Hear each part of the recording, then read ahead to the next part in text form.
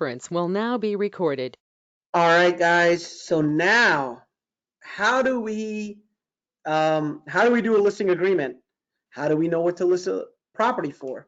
So like our previous video, right? First we do a CMA. So we have numbers to present to our client. Once your client has agreed, they say, okay, Paneet, I want to sell it for 560. And you get information from them. Then you can proceed to go through the listing agreement. But I'm going to show you something else that I think is very cool. When you go to their house, when you've done the CMA and they say, okay, we want to work with you, the next thing you should do, and you come here on listing, okay? And there's this button here that says profile sheet. And I'll explain this to you. Click on profile sheet. And here it has residential sale, if you're doing a lease, if it's commercial, farm, land, whatever. Right now we're doing a residential sale, right? So you click on this profile sheet, okay? Again, this is prior to you actually listing it in the MLS, okay? This has everything you could possibly fill out in the property, okay? People look at this, agents do, and they start having a heart attack. How am I gonna do all this? Oh my God, no, it's not really that serious. You don't have to do all these things. There are only certain points that you really need. And those points have a star next to it. So what you can do is, once your client has agreed and they've signed a listing agreement, then you can say, okay, guys, I need to come back in the property. We need to schedule a photographer to take the pictures, and I need to gather some details of your property before I put it in the market. Make it easy for yourself. Print the sheet and highlight everything that has a star next to it, because that is what is absolutely required for you to activate a listing in the MLS. Okay? So it's really not that many fields. It looks like a lot, but like accepted financing, look, there's no star there. Don't worry about it. You know, disclosures, this is not starred. Don't worry about it. The listing has so much information that some of it is, honestly, if you put too much information in, and I'm a firm believer of this, you can actually get yourself in trouble. Because let's say you come to, I think there's foundation in here. Why the hell does anybody need to know the foundation? Realistically. Okay, oh, one more thing before I go there. Tax assessment. Don't worry about this at all. You can put an X through it. This will automatically, should be generated through the MLS, and it'll fill out this stuff for tax assessment and tax bill. It will fill it out automatically, okay? But let's say, hold on. When in doubt, like, okay, listen, construction material. What is this? You guys don't know half of this unless you've been in construction or you've listed properties for a long time. And oh, what this is confusing as hell, right? But it's a required field. So if you see this and you could say, oh, brick front, I know what that is. Click that if it has a brick front. Or if you don't see anything, let's say your property doesn't have a brick front. Let's say it doesn't have siding. Just click other. It's okay. But it'll either be vinyl siding here or brick front. Now, if your client is a builder and they know all this information, say, hey, fill this sheet out for me. You know, don't, but if you really don't know, click other. It doesn't hurt you. That just means that, hey, it could be anything. No one's going to call you and say, hey, what do you mean by other? You just want less liability on you. So if you don't know the answer, don't guess. Ask Paneet, ask Devin, ask the seller, okay? Your seller's not gonna think you're crazy. Like roof. This is actually not even a required field, okay? But again, this is really good to have, and only the things that have a star next to it is what you really need. And don't worry, I will go through the listing with you so you don't have to worry too much, okay? It's really not that much information. You really don't need all these extra bells and whistles unless your client tells you about them, you know. But so first you get the listing agreement signed, but then you go visit their house, fill this out so you can input the listing in the MLS. Got it? We're not going to input a listing in the MLS today. We'll do that the next class. And the reason I split it up is I don't want you to get confused. And plus, I also have to actually have a listing we're going to be putting in the MLS in order to do that. But Bright does have some good videos on it too. You know, I'm telling you, their tutorials are amazing because they walk you step by step. Just come to support and training and you can watch the videos, but we will do an actual listing, okay? So now, let's go back. We need to do a listing agreement, okay? So I'm going to log into nvar.com.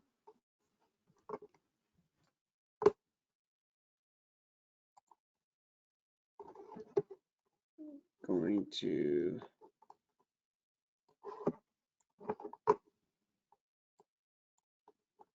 member dashboard, put in my code.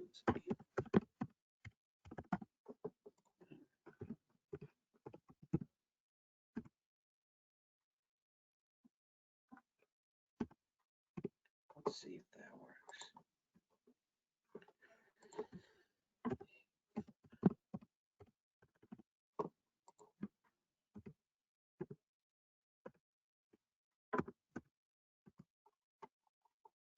What's going on here?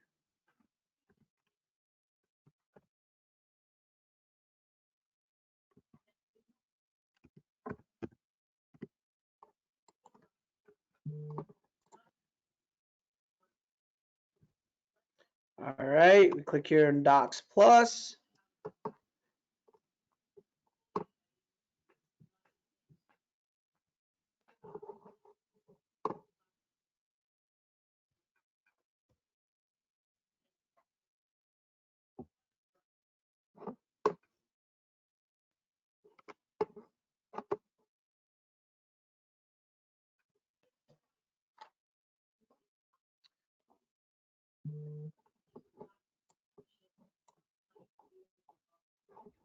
Also, I think in an upcoming class, because it's very easy on Remind. No, sorry, not on Remind. What's it called?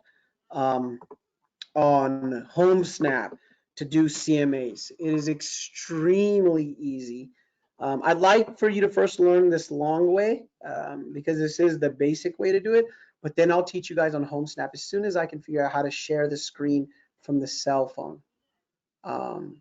Because I mean, it's so much faster. And usually it's faster. It's just I took more time doing it because I'm explaining it. Okay, so Docs Plus here. All right.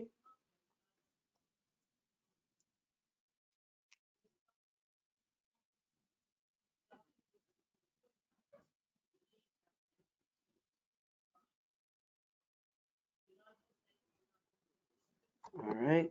Create a transaction.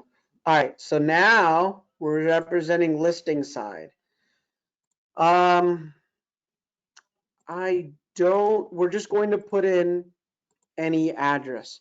And the reason is because let's say if I use our example listing, where is it? The problem is if I use the example listing, when it imports the data, it'll import all the other agents' information, which we don't want. So we're just going to do 69. We'll do here 415 Seneca Road, Great Falls, VA 22066. All right. We don't represent the buyer, but you have to put the seller's name in here. Okay, so Devin Gill is one. So add him, put his email address there, dv.iconrealty.dmv@gmail.com. All right, update. There you go. Next. Okay, here we go. Remember, come to packages. Click here. And Northern Virginia Association of Realtor packages. We now have Maryland and DC here as well. So click on Northern Virginia, and then you come here. It says NVAR buyer package, or what are we doing? We're doing a listing, right? So I'm going to select this one, and it's going to pull up all these forms already that we've selected. Just hit next.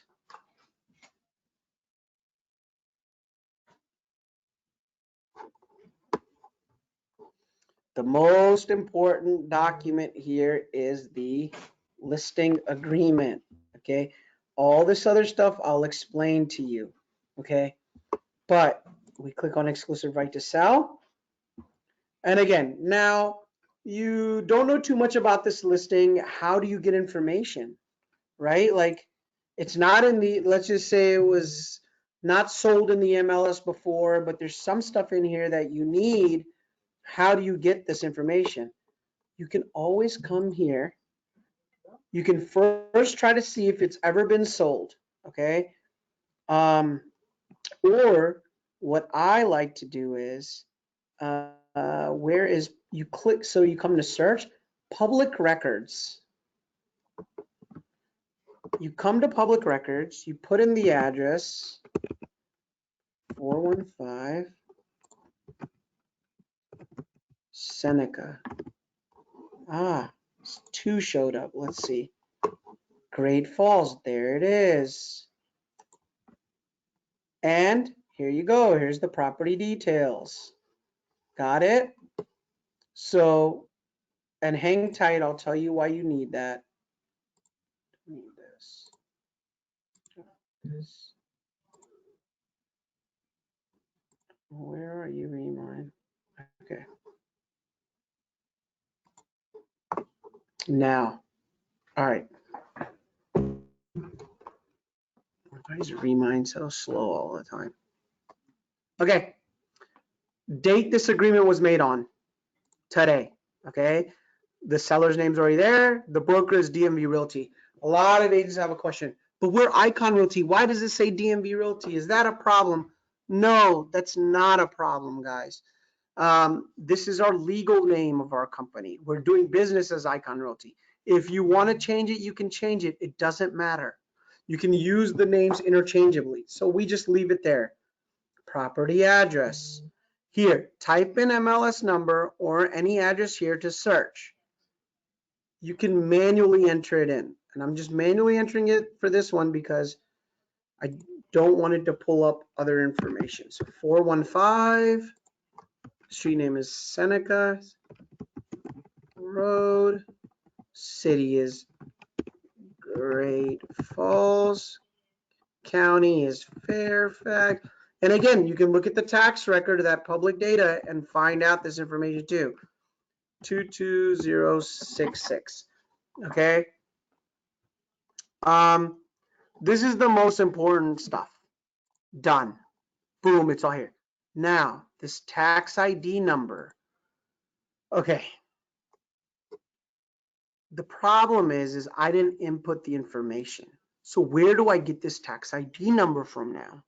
Well, it's simple. Come here, look at the public record, and right here, it will have tax ID. Copy that number. Come back here. And now click here again. And over here, all this stuff is useless basically. Okay, you don't need it all, but the tax ID is important. So I put it there, done. Did it import it? Boom. That's good enough. Now, if it's a townhouse or a condo and it has a mailbox number and your client tells it to you, fine, put it there. Okay. Now, this is also lot block subdivision. You can click that. It's not in a subdivision, but I know it's in Fairfax County, so that's fine. You don't need all this other extra information. Okay. MLS description. So number of levels. Well, how do I know how many levels it is? I can click here. This will tell you. Bedrooms 4, full baths 3, 3.5 total. Um, it should tell you levels here. Stories 2 stories, but I know it has a basement. So it's 3 levels. Okay. Some of this information may not be correct, but it's okay. This information can change. It's really for information only. If your client has a problem with it, then ask them. And you can always ask them, hey, I'm creating the listing agreement. I haven't, but at this point, you've already seen the house. So you know that it's 3 levels. You know it has a basement. You know that there's a rear entrance in the basement. Okay. Oh, sorry. I'll do walkout. Basement type, fully finished. And that's good enough. Disability access? No. Seller's information. Well, let's say they're not living in this property. They're living somewhere else. Or because it's a rental property, but now they want to sell it. But if they're not, if they're living in the property, then you do the same address. Cambridge Road. City is Fairfax because it's where they live. VA. Okay. 22030. Done. Boom. Our brokerage information already populates here. Your email address will show up here. That's fine. Our office, you put your cell phone number here. Okay. 346-2293. Bam. Okay, this agreement will run for the period commencing upon signature, all parties expiring on. This is very important. Do not leave this blank. You have to have an expiration date in the listing. I usually do it for about 3 months. You know, in this market, it shouldn't take that long, but say it does. Some agents do it for 6 months. It's fine. March, April, May. I'll do it to July 31st. Okay. That means your client is bound to you until then. Okay. Date conflict. Why? Oh, there you go. It's a Sunday. So fine, I'll do the 29th, but that shouldn't be a problem. List price. This is what we agreed on. So for this house, we agreed on $2 million. Okay. All right. Conveyances. There's also another form we have, which is called a conveyance sheet. And you can have your client fill it out before you do this. It looks just like this. And it what conveys. So I know it has a built-in microwave. I know it has ceiling fan. I know it has washer dryer. I know there's a dishwasher they want. You know, all these things, you will get this information from your client prior to listing it. Okay. If it's not that accurate, try to be as accurate as you can. But if it's not, let's say you forgot to check refrigerator, but your client agrees to do the refrigerator, it's okay. Mistakes happen.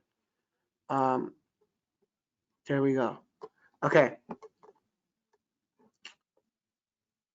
This is if they have, like, let's say there's other conveyances. You know what? My client has, let's say, a pool table and they can't take it with them. It's too hard to move it. So they're also going to give the pool table. And as is items, no warrant or condition. Again, your client could say, you know what? The freezer or the refrigerator is as is, the way it is. So you can put that here. 99% of the time, they won't say anything. As is marketing, seller does or does not authorize broker to offer the entire property in as is condition. Some might say, you know what? I'm going to sell it as is.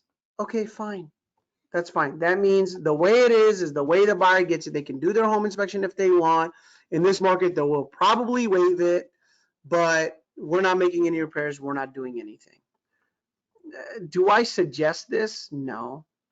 A lot of sellers do what they want in this market. I usually say does not authorize as is, because what if it's something small that's going to kill the deal, right? What if it's like, let's say the microwave doesn't work. then I'm gonna say, seller, listen to me. It's the microwave. Do you really want to lose the contract over a microwave? If they say yes, say, okay, no problem. But I still have to disclose if it's not working. I have to disclose that in the MLS. The microwave doesn't work, conveys as is. Okay. Leased items and systems in 16 years. I have never had to deal with this, so you probably won't. Okay. Home warranty. This is if your client has one, like some do, like I have one on my house, and or if they're saying, okay, look, I'll sell it as is, but let them know that I'll provide a $500 home warranty by, let's say, and they'll tell you this, Cinch home warranty. I'll provide a Cinch home warranty at closing. I spelled warranty wrong. Sorry, guys. Sorry. Okay, $500. Done. Oh, sorry. And then major systems. This is also in that pre-listing sheet. Okay, so your clients can fill this out. Hot water heater. I know in this house it is gas. I know the air conditioning is electric. I know that the heating is gas. I know that the water supply actually in this one is private well. 99% of the time, it's going to be one of these two. Sorry, public and public. I know the sewer system in this one is septic. Okay. You guys are 95% of the time are going to have to deal with this. If you're dealing with this, talk to me and I'll guide you through some other things. But majority of properties in our area are all public. Unless it is in Great Falls or in the outskirts of Virginia or has a lot of land in Fairfax Station and some of these areas. Zones and heating, honestly, you don't have to get into this too much. You don't even have to list that. Because again, if you get this information correct, unless your seller provides it, then you can, get into trouble. Okay, seller requests that the septic system is or is not operating under a waiver. I'm going to leave that. You know what? We're just going to say it was public for both of these. That way, you guys don't have to worry about that. Okay. Broker's duties. It explains. Okay, important. Broker agrees that the showing instructions will be shared with other real estate licensees and their prospective buyers as follows. We use online showing times, lockbox, Sentry lock. This is where you put that information. Showing times is one word, just to let you know. So they'll schedule appointments online through showing times, and when we do a listing in the MLS, I will actually teach you how to set all that up. But the agents will go online through showing times, they'll request a showing, and the type of lockbox we're going to be putting there is a Sentry lock. If you have a combo, you can put combo, whatever, but that's good enough for this area, okay? Broker will or will not install an electric box. If it's a Sentry lock, then it is. If it's a combo, then it will not. Okay. Broker will or will not install a for sale sign. We will. Okay. We call LJS. It's a third-party company. They charge $60 to put up the sign and take it down. Okay. Now, let's say this was a condo. Okay. And the condo development says, well, no, you can't put a for sale sign here. There's, the owners own the unit. They don't own the land outside, so no signs are allowed. So fine, will not install a sign. And for that, then you can, if let's say one of the windows faces the street or the main area, go put a sign in the window. It's okay, you can do that. They just won't let you allow it on their public property. Got it? And some sellers might say, you know what, Beneath, I don't want a sign. I don't want my neighbors to know that my house is for sale. I've had that happen. Some of my investors, this is true, that we invest in property in, let's say, high crime areas.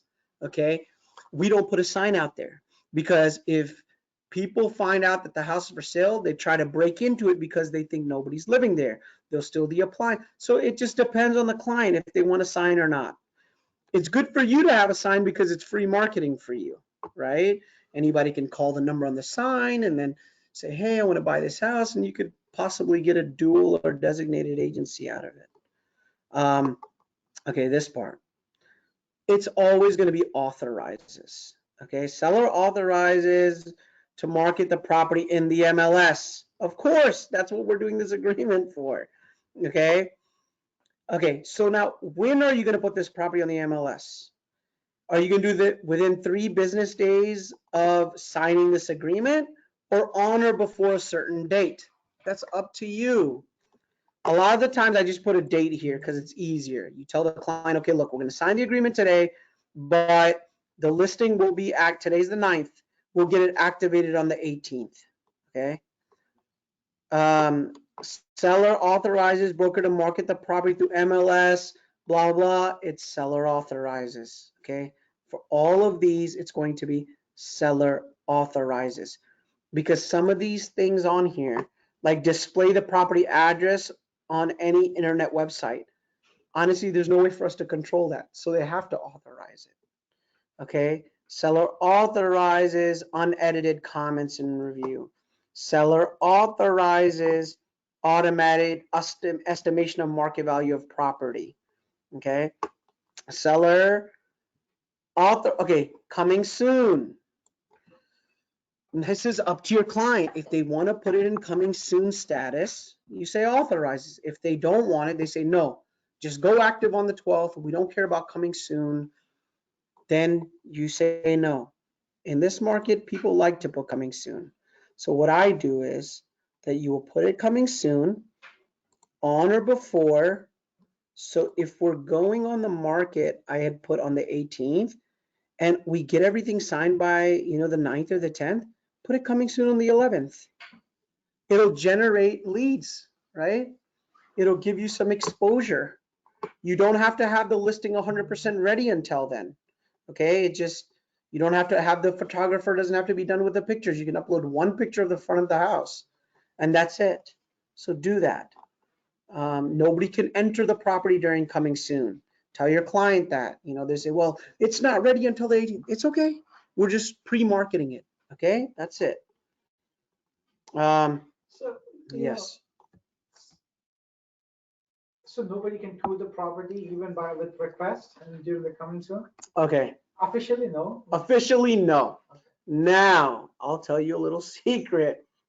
Let's say one of our agents from the office says, hey, I have a client. Well, guess what? The property's with our company. Why not try to work with one of our agents here, right? Especially if they're giving you a really good offer. Okay, fine. But that's only if the seller allows it. Sometimes I might have my own client for this property. So I'll say, hey, seller, look, we might have our own client that will buy this and make the deal much easier. Let us in. So it's entirely up to the seller. Okay. Now, designated and dual agency. Always try to say consents. Okay. Seller consents to designated representation. Seller consents to dual agency. This part is very important. A lot of agents get it wrong. Okay. Seller will pay broker in cash. This means at closing, total compensation of what? Okay. So let's say, for example, you're meeting with the seller and he says, okay, Puneet, I'll let you be my listing agent, but I'm only going to pay you 1%. But I agree to pay the buyer's agent 2.5%. You need to put that total amount here. So 2.5 plus 1% is 3.5%. That's the total amount they're paying us. Now, here you break it down. Buyer agency. So whoever brings a buyer, what did he say he would pay? 2.5%. Done. Okay. This little paragraph. Compensation is also earned within blank days after expiration or termination of this agreement. A contract is ratified with a ready, willing, and able buyer to whom the property has been shown to during this agreement. So let's say, I think our listing here expires in June. Okay. Let's say a week before it expires, an agent shows it. Okay. And then the listing expires. And seller says, you know what? You weren't able to sell my property, but I'm going to work with another agent now. Thank you. But now let's say the agent that showed it a week before it expired, or let's even say they showed it like a month before, and said, you know what? Hey, is that property still available? My client likes it and wants to submit an offer. This is why here, put 30 days. This means if anybody that has shown the property prior to you, prior to it expiring, and comes back and wants to buy it, you will still earn your commission. Okay? Don't leave this blank. Try to, if you don't want to put 30 days, put 15 days. Who cares? Put something here because you never know what's going to happen. Okay? Variable rate commission, leave this blank. You're not touching it. I'm not going to explain this to you right now because it's not common at all. Okay? Retainer fee. In the beginning, you will probably never get one of these. Once you become an expert, you probably can charge one of these. Basically, what this means is broker acknowledges receipt of a retainer fee in the amount of, let's say, some agents charge $500, which will or will not be subtracted from compensation. The retainer fee is non-refundable as earned when paid. So some agents, if you know a seller, let's say he's worked with 3 other people, and you know those 3 other agents that he worked with in a different company, and say, man, this guy is just too picky. He's never going to sell his house. We spent all this money, taking photos, doing all these things. I paid for this. So then you can, and let's say he comes to you and say, hey, Deepa, I see that you're a very good agent, and I see that, you sell a lot of property. I want you to sell my home too. And you already know this seller. Trust me, the word gets around. The seller is very difficult to work with. You can say, okay, look, for my services, I charge a non-refundable retainer fee of $500 up front. Okay. But what I will do is, if we end up selling the property, I will subtract it from my commission. Okay. So that means when we close, my commission will be $500 less. Or you can say, if you know he's very sneaky or she's sneaky, say, look, it's a non-refundable thing. I charge $500 because you know what? I'll pay for the pictures. I'll pay for some extra marketing flyers and all these things. So I charge $500 to start the listing. You can do that. But remember, the check has to come to Ikon Realty, then Ikon Realty has to pay you that amount. Okay? Another little thing here, early termination. Let's say you're in the market for about 1 week. And then the seller talks to a friend and says, oh, why didn't you go with my agent? Right? Why don't you call my agent? Why? This agent, that you picked, blah, blah. And they try to, for no reason, say, you know what? Our agreement's till June, but I want to terminate it now. Well, guess what? If you want, you can charge a fee here too. Okay? That says, seller wishes to terminate this agreement prior to the end of the listing term without good cause, seller will pay broker, you know what, you're going to pay me $500 because I paid for the pictures, I paid for this. So this is another little protection you have. Realistically, the retainer fee, they will probably walk away and work with another agent. Okay? Early termination, once you explain to them that, look, I paid for your pictures, I'm paying for a sign to be in the front, I have to pay for a lockbox, I have to pay for brochures. If you are paying for those things, just in case you do terminate early, this cost will cover my marketing cost that I spent on your home. Okay, then they understand. But now, has Puneet ever gotten one of these? Never.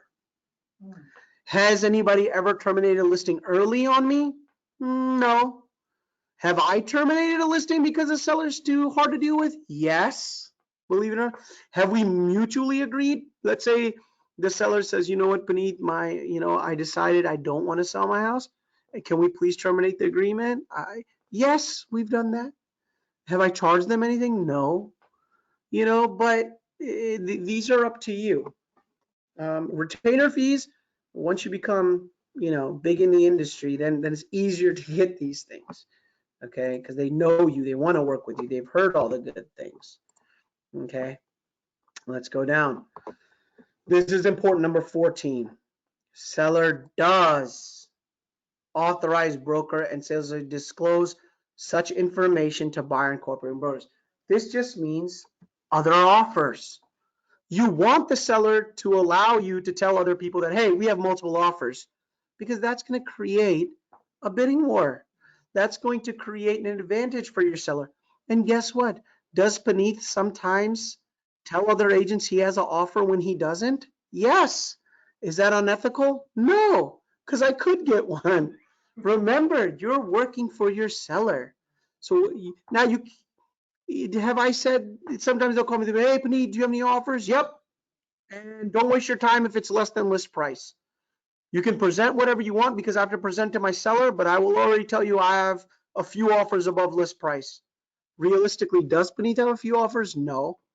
Does he have one offer? Yeah. Is it above list price? Maybe $100. But it is what it is. So you want the seller to allow you to say that we have multiple offers or other offers are coming in and that sort of thing. Relocation program. You will only do this if your client is working with a relocation company. And if they are, you will know about it and we will work with it. Have I ever dealt with this on the listing side? Zero. Buyer side, yes. Okay. That's when a relocation company is involved and they help with the moving of the client. It doesn't happen often. Condominium association. This is not a condo, single family house, so is not located in a condominium. Okay, so we skip all this stuff. Properties owner association. This is a single family house that doesn't have one, but if it did, it is. And then this is important. Even for condominium association, it says seller or broker will order the association disclosure documents at seller's expense at the time of listing or within 3 days of contract ratification or whatever. Okay, put it on the seller always. Always put it on the seller, but you can, if you want, order it for your client, but make it the seller's responsibility in the contract. That way, if something goes wrong, it's the seller's fault, not yours. Okay, and then I always select within 3 days of contract ratification. Because what if you order it now and the property doesn't sell for another 4 months? Well, guess what? Those documents have to be within the last, I think, 60 days. So that means they expire and you have to order them again. So do it within 3 days of contract ratification. Okay, then you get this information from your client. How much is the HOA fee? Do you pay it monthly, yearly? Are there any special assessments? They will know the answer to all these questions. Who is the management company? Is this Sequoia Management? Oh, sorry, what is the property association name? Seneca Hills. And then what is the management company's name? Sequoia Management. And what's their phone number? Have this.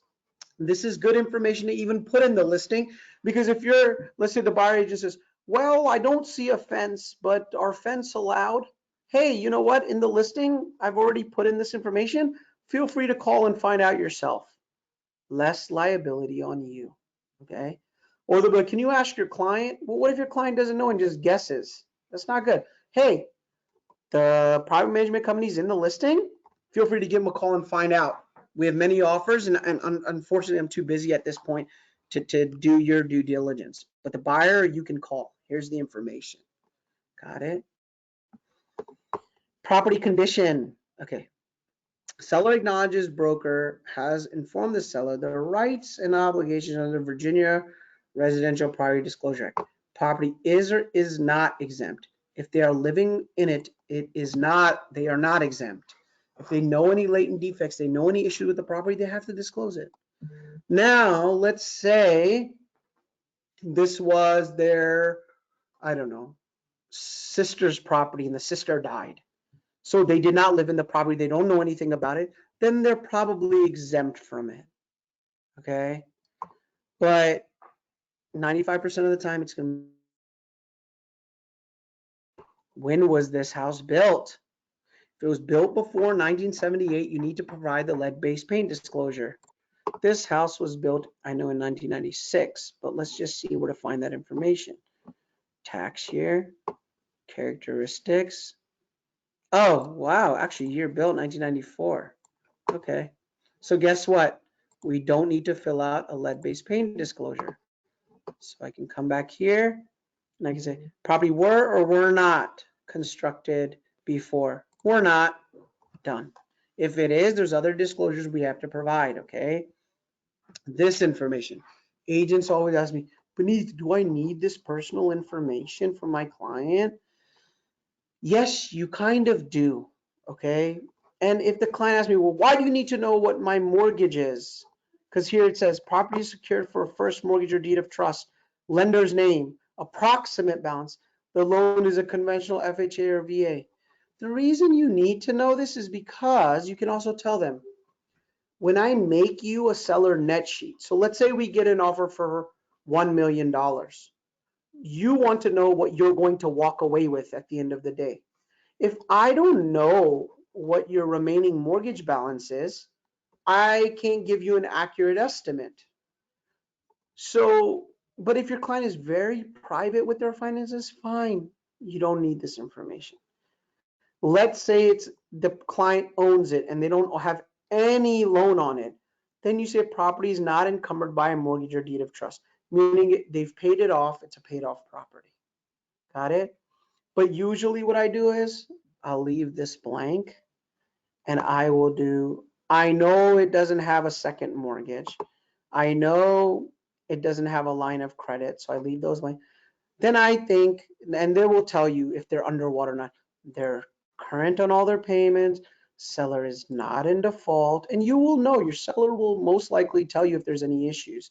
So I always check these boxes. There are no liens against the property. There are no judgments. When they're under contract and the title company does their job, they might find these things, and that's their job to clear it up. Okay? Seller financing. You're probably never going to deal with this, so leave it blank.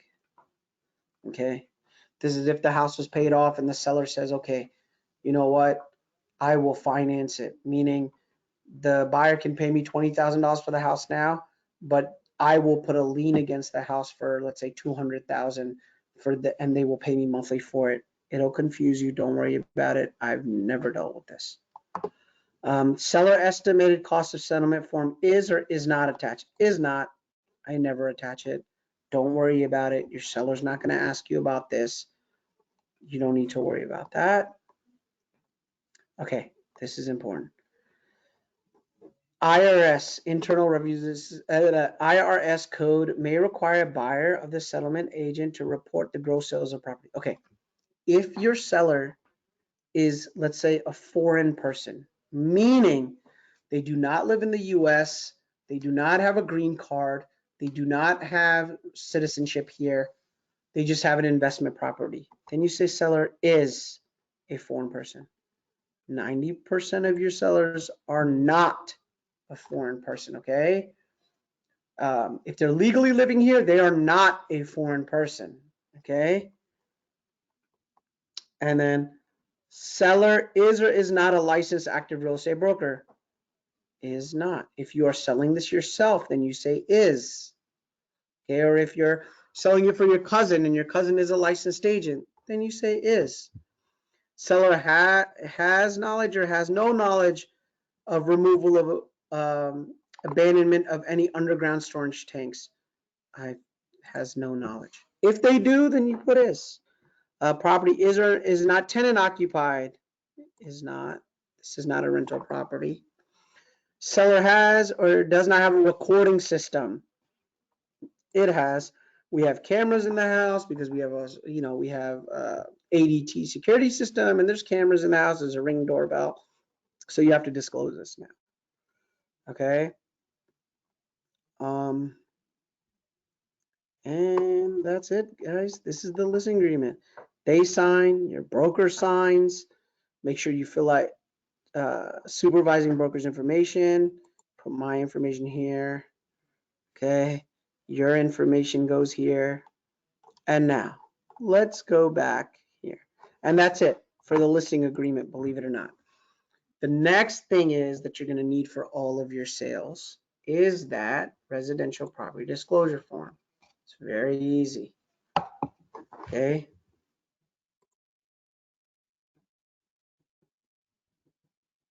First is this. Okay. Residential property disclosure statement. Seller and purchaser acknowledge. You should get this signed when you get the listing agreement signed, because then you can upload this in the document section of the MLS when the house is for sale, because you have to provide this before you get an offer. Now, in Virginia, I will tell you, many times listing agents don't do it. So I actually, if I'm representing the buyer, include this form, have my client sign it first, and then send it to the other side. But as a good agent, you're going to have your seller sign it so it's done the right way. Okay? This is just disclosure located. They can read this link. It just, Code of Virginia requires the owner of a certain residential real property, whenever the property is to be sold or leased, within an option to buy, to provide notification of property of disclosure requirements by the act. And the advise the purchaser that the disclosures are listed on the real estate board website. Certain transfers of residential property are excluded. We already know that. So I don't know if the link will work, but they can click on the link. They can see what this is about. Sellers need to understand that latent defects need to be disclosed. If they know that the basement floods, is a warning. Hey, if you know the basement floods in the winter and you're selling the house in the summer and there's no signs of it, you need to disclose that. This also has a link here that you go to, like, let's say, for example, the buyer goes under contract and he sees that there's a fire hydrant in front of the property. He can't just say now, nope, I'm not buying this house because there's a fire hydrant there. No, you can't do that. You already knew. You should have done your due diligence. You saw it there, technically, that this fire hydrant was on the sidewalk in front of the property. You can't just back out because of it. Okay? So you guys can read the link if you want, but have your seller sign this. Next is the actual statement. There's no place. See, adjacent parcels. This is it. Condition of the property, historic ordinances, resource protection areas, sexual offenders, dam break, blah, blah, blah, waterways. They can read all this. There's no place for signatures on this, but if you want, you can add a field and just have your seller sign off on the bottom. A lot of people don't do it. They don't even include this form, but I think in the beginning you should. It doesn't hurt you. It's just the more you disclose, the better. Now this house is not, doesn't have any lead-based paint issues, but let's say it was built before 78, you would get your clients to sign this federal lead-based paint disclosure law and regulation information for owners. So they just need to sign the bottom of this. This is just information about it. And then you also need to include this document. Okay. Sales disclosure acknowledgement information of lead-based paint. So this and the residential property disclosure both need to be uploaded in the document section of the MLS when you're representing a seller. Okay. Ask your seller's question. Presence of lead-based paint hazard. 95% of the time is seller has no knowledge of lead-based paint. Why do you have to do this if the property is after? No, I'm sorry. This is only if it is prior to 78. I'm just showing you because you will probably have a listing that is prior to 78. But let's say for example, it's this property that we did this on. You don't have to do any of these forms. Okay, but I'm just going through it because you most likely will have to deal with these forms because a lot of the homes out here are built prior to 78. Okay, so seller has no knowledge. Again, you can ask them. They're like, oh, Puneet, we did a lead test and we do have lead. Okay, then you need to say they did and explain. Okay, seller has no reports or records, and then you have your client sign it, you sign it here, and then when the buyer gets this form, they select what they want to do. First, they select that they've received the opportunity to review this information. Purchaser has received a pamphlet. Protector, this is the list, their buyer agent's responsibility to give them. And purchaser has probably, they're going to waive the opportunity to conduct a lead-based paint inspection. Okay, but you need to include these forms if it was built before 78. Then there's also this document. This is just useful information about a real estate transaction. You can include this for your seller to read if they want. Again, it's just what is a realtor, services, legal requirements, fine, just more information from them. Technically, at the end of the day, if you do all these forms, you're less likely to have an issue if they try to come after you, because you say, wait, you didn't read that disclosure? I already gave it to you.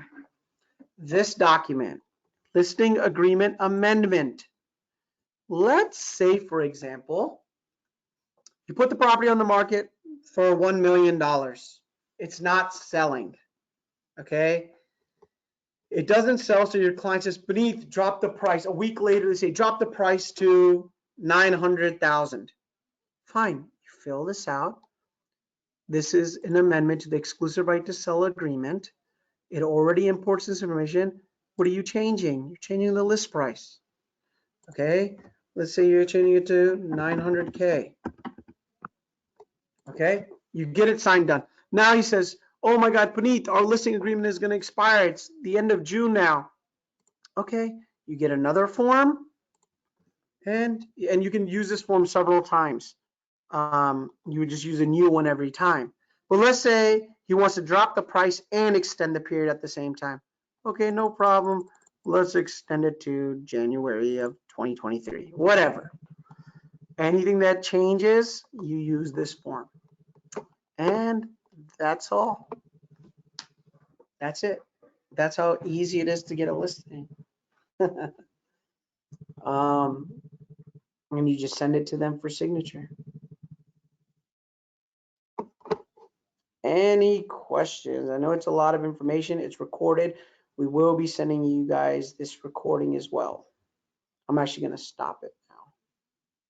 So Puneet, Jerome here. So typically for for the sign you told, it will be $60, and for the photographs, how much typically we have to pay? So usually, Jerome, I use BTW Images. They're a local company, professional photographers in Springfield, Virginia, but they cover all Maryland, DC, and Virginia. So I know for a fact, so like a house less than 3,000 square feet, it's usually, I think, $250. Let's see, BTW Images. Let's see. Let me actually end this recording too.